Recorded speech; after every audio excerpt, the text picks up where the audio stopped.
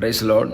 ದೇವರ ಅತಿ ಪರಿಶುದ್ಧ ನಾಮಕ್ಕೆ ಸ್ತೋತ್ರವಾಗಲಿ. ಮತ್ತೊಂದು ದಿನವನ್ನು ಕಾಣುವಂತೆ ದೇವರು ನಮಗೆ ಕೃಪೆ ಮಾಡಿದ್ದಕ್ಕಾಗಿ ದೇವರಿಗೆ ಸ್ತೋತ್ರವನ್ನು ಮಹಿಮೆಯನ್ನು ಸಲ್ಲಿಸ್ತೇನೆ. ದೇವರ ವಾಕ್ಯವನ್ನು ಧ್ಯಾನಿಸುವಂತಹ ಈ ಒಂದು ಒಳ್ಳೆಯ ಸಂದರ್ಭಕ್ಕಾಗಿ ಸ್ತೋತ್ರ. ಇಂದಿನ ವೇದ ಅಧ್ಯಯನಕ್ಕಾಗಿ ಒಂದು ವಾಕ್ಯವನ್ನು ಓದೋಣ. ಲೂಕನು ಬರೆದ ಸುವಾರ್ತೆ 18ನೇ ಅಧ್ಯಾಯ 1ನೇ ವಾಕ್ಯ. ಬೇಸರಗೊಳ್ಳದೆ ಯಾವಾಗಲೂ ಪ್ರಾರ್ಥನೆ ಮಾಡುತ್ತಿರಬೇಕೆಂಬುದಕ್ಕೆ ಆತನು ಅವರಿಗೆ ಒಂದು ಸಾಮ್ಯವನ್ನು ಹೇಳಿದನು. ಯೇಸು ಅಲ್ಲಿರುವಂತಹ ಜನರ ಬಳಿಯಲ್ಲಿ ಮಾತನಾಡುವಾಗ, ನೀವು ಬೇಸರಗೊಳ್ಳದೆ ಪ್ರಾರ್ಥನೆ ಮಾಡಬೇಕು, ಯಾವಾಗಲೂ ಪ್ರಾರ್ಥನೆ ಮಾಡಬೇಕು. ಬೇಸರಗೊಳ್ಳದೆ ಯಾವಾಗಲೂ ಪ್ರಾರ್ಥನೆ ಮಾಡಬೇಕು. ಅದರ ಅರ್ಥ ಏನು? ದೇವರ ವಾಕ್ಯವನ್ನು ನಾವು ಕಲಿಬೇಕಾದ್ರೆ ನಮಗೆ ಗೊತ್ತಾಗುತ್ತೆ, ಕೆಲವು ವಿಷಯಗಳಲ್ಲಿ ನಮಗೆ ಬೇಸರ ಆಗುತ್ತೆ, ಕೆಲವು ವಿಷಯಗಳಲ್ಲಿ ನಮಗೆ ಬೇಸರ ಆಗಲ್ಲ. ರೋಮ 12:12ರಲ್ಲೂ ಸಹ ಪೌಲ ಹೇಳ್ತಾನೆ, ಬೇಸರಗೊಳ್ಳದೆ ಪ್ರಾರ್ಥನೆ ಮಾಡಿರಿ. ನಮ್ಗೆ ಆಶ್ಚರ್ಯ ಅಂದರೆ, ನಾನು ಕೆಲವು ಟೈಮ್ಗಳಲ್ಲಿ ಈ ವಾಕ್ಯ ಪ್ರಸಂಗ ಮಾಡಬೇಕಾದ್ರೆ ನಾನು ಹೇಳಿದ್ದೀನಿ, ಬೇಸರಗೊಳ್ಳದೆ ಟಿ ವಿ ನೋಡಿ, ಬೇಸರಗೊಳ್ಳದೆ ಮೊಬೈಲ್ ನೋಡಿ, ಬೇಸರಗೊಳ್ಳದೆ ಊಟ ಮಾಡಿ. ಇದು ಹೇಳೋ ಅವಶ್ಯಕತೆಯೇ ಇಲ್ಲ. ನಮಗೆ ಬೇಸರ ಆಗೋದೂ ಇಲ್ಲ. ಊಟ ಮಾಡಿ ಮಾಡಿ ಎಷ್ಟು ವರ್ಷದಿಂದ ಮಾಡ್ತಾನೇ ಇದ್ದೀವಿ. 3 ಹೊತ್ತಿಗೆ ನಾವು 6 ಹೊತ್ತು ತಿಂತೀವಿ. ಮೊಬೈಲ್ ನೋಡಿ ನೋಡಿ ನೋಡಿ ಯಾರಿಗೂ ಬೇಜಾರಾಗಿಲ್ಲ. ಟಿ ವಿ ನೋಡಿ ನೋಡಿ ಯಾರಿಗೂ ಬೇಜಾರಾಗಿಲ್ಲ. ಮಾತಾಡಿ ಮಾತಾಡಿ ಯಾರಿಗೂ ಬೇಜಾರಾಗಿಲ್ಲ. ಆದರೆ ಪ್ರಾರ್ಥನೆ ಮಾಡಿ ಮಾಡಿ ಮಾಡಿ ಎಲ್ರಿಗೂ ಬೇಜಾರಾಗಿದೆ, ಬೇಸರ ಆಗಿದೆ. ಯೇಸ್ವಾಮಿ ಹೇಳ್ತಾರೆ, ಬೇಸರಗೊಳ್ಳದೆ ಯಾವಾಗಲೂ ಪ್ರಾರ್ಥನೆ ಮಾಡ್ತಾ ಇರಬೇಕು. ಕಾರಣ ಏನು? ಪ್ರಾರ್ಥನೆಯ ನಂತರ ಉತ್ತರ ಸಿಗದೇ ಇರುವಾಗ ಬೇಸರ ಬರುವುದು ಸಹಜ, ನಿರಾಶೆ ಆಗುವುದು ಸಹಜ. ಅನೇಕ ದಿನಗಳಿಂದ ಬೇಡಿ ಬೇಡಿ ಬೇಡಿ ದೇವರಿಂದ ಉತ್ತರ ಸಿಗದೆ ನಿರಾಶೆಯ ಒಂದು ಅನುಭವ ನಮ್ಮ ಜೀವಿತದಲ್ಲಿ ಉಂಟಾಗುತ್ತೆ. ಆದರೆ ಯೇಸ್ವಾಮಿ ಇವತ್ತು ಬೆಳಗ್ಗೆ ಹೇಳ್ತಾ ಇದ್ದಾರೆ, ಬೇಸರಗೊಳ್ಳದೆ ಯಾವಾಗಲೂ ಪ್ರಾರ್ಥನೆ ಮಾಡ್ತಾ ಇರಬೇಕು. ಅದಕ್ಕೊಂದು ಸಾಮ್ಯವನ್ನು ಹೇಳ್ತಾರೆ. ಅದು ನಮಗೆಲ್ಲ ಗೊತ್ತಿರುವಂಥದ್ದು. ಉಪವಾಸ ಪ್ರಾರ್ಥನೆಗಳಲ್ಲಿ ನೀವು ಕೇಳಿದ್ದೀರಾ. ದೇವರಿಗೆ ಎದುರದೆ ಮನುಷ್ಯನ ಲಕ್ಷ್ಯ ಮಾಡದೇ ಇರುವಂತಹ ಒಬ್ಬ ನ್ಯಾಯಾಧಿಪತಿ ಇದ್ದಾನೆ. ಆ ನ್ಯಾಯಾಧಿಪತಿ ಹತ್ರ ಒಬ್ಬ ವಿಧವೆ ಬರ್ತಾಳೆ. ವಿಧವೆ ಬಂದು ಪ್ರತಿ ದಿವಸ ಕಾಟ ಕೊಡ್ತಾ ಇದ್ದಾಳೆ.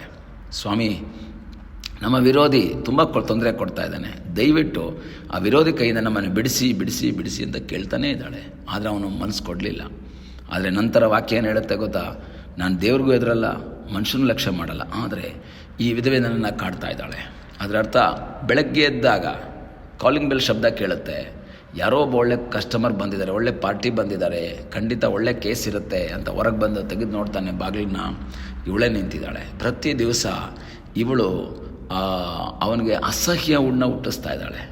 ಪ್ಲೀಸ್ ಸ್ವಾಮಿ, ದುಡ್ಡಿಲ್ಲ ಇವಳ ಹತ್ರ, ಬೇರೆ ಮಾರ್ಗನೂ ಇಲ್ಲ, ಬೇರೆ ಲಾಯರ್ ಹತ್ರ ಹೋಗೋಕ್ಕಾಗ್ತಾ ಇಲ್ಲ. ಇವಳು ಬಂದು ಬೇರೆ ಆಶ್ರಯ ಯಾರೂ ಇಲ್ಲ, ಬಂದು ತಟ್ತಾ ಇರೋದೆಲ್ಲ ಈ ನ್ಯಾಯಾಧಿಪತಿಯ ಬಾಗಿಲು ಬಳಿಯಲ್ಲೇ. ಅವಳಿಗೆ ಬೇರೆ ಆಶ್ರಯ ಇಲ್ಲ. ಇವನು ಕೊನೆಗೆ ಯೋಚನೆ ಮಾಡ್ತಾನೆ, ಹೇಗಾದರೂ ಮಾಡಿ ಇವಳು ಕಾಡ್ತಾ ಇರೋದ್ರಿಂದ ತೀರ್ಪನ್ನು ನಾನು ಮಾಡಿಕೊಡ್ತೀನಿ, ಒಳ್ಳೆಯ ತೀರ್ಪನ್ನು ಮಾಡಿಕೊಡ್ತೀನಿ ಇವಳಿಗೆ ಅಂತ ಹೇಳಿ ಯೇಸ್ವಾಮಿ ಹೇಳ್ತಾರೆ. ಅನ್ಯಾಯಗಾರನಾದ ಈ ನ್ಯಾಯಾಧಿಪತಿ ಅಂದುಕೊಂಡದ್ದನ್ನು ಆಲೋಚಿಸ್ರಿ. ಅನ್ಯಾಯ ಮಾಡುವವನು, ದುಡ್ಡಿಗೋಸ್ಕರ ಇರುವವನು, ಇವನಿಗೆ ಏನಾಗ್ತಾ ಇದೆ, ಆ ಕಾಟ ತಡೆಯೋಕ್ಕಾಗ್ತಾಯಿಲ್ಲ.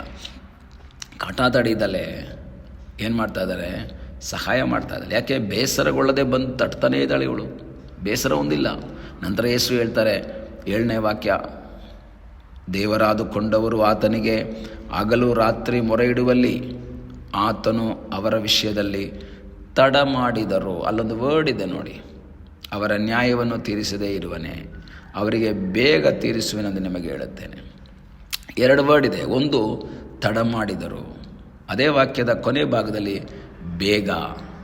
ತಡ ಮತ್ತು ಬೇಗ ಜಸ್ಟ್ ಆಪೋಸಿಟ್ ವರ್ಡ್ಸ್. ಅದು ವಾಕ್ಯ ಯಾಕೆ 2 ಒಂದೇ ವರ್ಡಲ್ಲಿ ತಡ ಮಾಡಿದರೂ ಬೇಗ ತೀರಿಸ್ತಾನೆ ಅಂತ ಹೇಳೋಕ್ಕೆ ಕಾರಣ, ನಮ್ಮ ಜೀವಿತದಲ್ಲಿ ಅದು ತಡ ಆಗಿದೆ, ನಮ್ಮ ದೃಷ್ಟಿಯಲ್ಲಿ ತಡ ಆಗಿದೆ, ನಮ್ಮ ದೃಷ್ಟಿಯಲ್ಲಿ ಸಿಗಲ್ಲ ಅಂತ ಅನ್ನಿಸ್ತಾ ಇದೆ.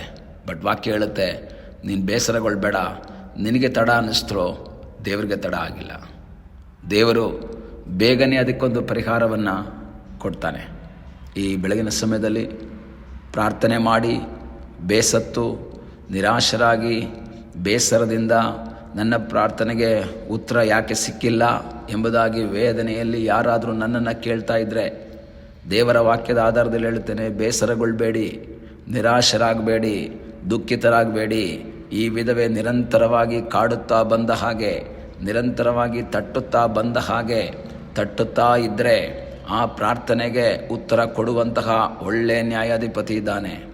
ತಡ ಮಾಡಿದರು ಅಂದರೆ ಯೇಸು ತಡ ಮಾಡಲ್ಲ, ನನಗೆ ತಡ ಅಂತ ಅನ್ನಿಸಿದರು ಯೇಸು ಅದಕ್ಕೆ ಒಂದು ಪರಿಹಾರವನ್ನು ಕೊಡ್ತಾನೆ. ಈ ಬೆಳಗಿನ ಸಮಯದಲ್ಲಿ ದೇವರಲ್ಲಿ ಆಶ್ರಯಿಸೋಣ, ನಮ್ಮ ಬೇಸರವನ್ನು ಬಿಡೋಣ, ನಿರಾಶೆಯನ್ನು ಬಿಡೋಣ, ದೇವರ ಬಳಿಯಲ್ಲಿ ನಂಬಿಕೆಯಿಂದ ಪ್ರಾರ್ಥಿಸ್ತಾ ಇರೋಣ. ಒಂದು ದಿವಸ ಬರ್ತದೆ, ಆತನು ಈ ಅನ್ಯಾಯಗಾರನಾದ ನ್ಯಾಯಾಧಿಪತಿ ಸಹಾಯ ಮಾಡಿದ ಹಾಗೆ ದೇವರಾದುಕೊಂಡಂತಹ ನಮ್ಮನ್ನು ಸಹಾಯ ಮಾಡುವಂತಹ ಒಬ್ಬ ದೇವರಿದ್ದಾನೆ. ಆ ದೇವರಲ್ಲಿ ಆಶ್ರಯಿಸೋಣ, ಪ್ರಾರ್ಥನೆ ಮಾಡೋಣ. ನಮ್ಮನ್ನು ಬಹಳವಾಗಿ ಪ್ರೀತಿ ಮಾಡುವ ಪರಲೋಕದ ತಂದೆಯಾದ ದೇವರೇ, ಈ ದಿವಸ ನಮಗೆ ಕೊಟ್ಟಂಥ ಒಳ್ಳೆಯ ಸಮಯಕ್ಕಾಗಿ ಸ್ತೋತ್ರ. ನಾವು ಬೇಸರಗೊಳ್ಳದೆ, ನಿರಾಶರಾಗದೆ, ನಂಬಿಕೆಯಿಂದ ಪ್ರಾರ್ಥನೆಯನ್ನು ಮುಂದುವರಿಸುವಂತೆ ಕರ್ತನೇ ನೀ ನಮಗೆ ಕೃಪೆ ಮಾಡು. ಪ್ರಾರ್ಥನೆಯನ್ನು ಕೇಳಿದ್ದಕ್ಕಾಗಿ ಸ್ತೋತ್ರ. ಯೇಸುವಿನ ಮುದ್ದಾದ ಹೆಸರಿನಲ್ಲಿ ಬೇಡಿಕೊಳ್ಳುತ್ತೇವೆ ನಮ್ಮ ಪ್ರೀತಿಯ ತಂದೆಯೇ. ಆಮೇನ್. God bless you.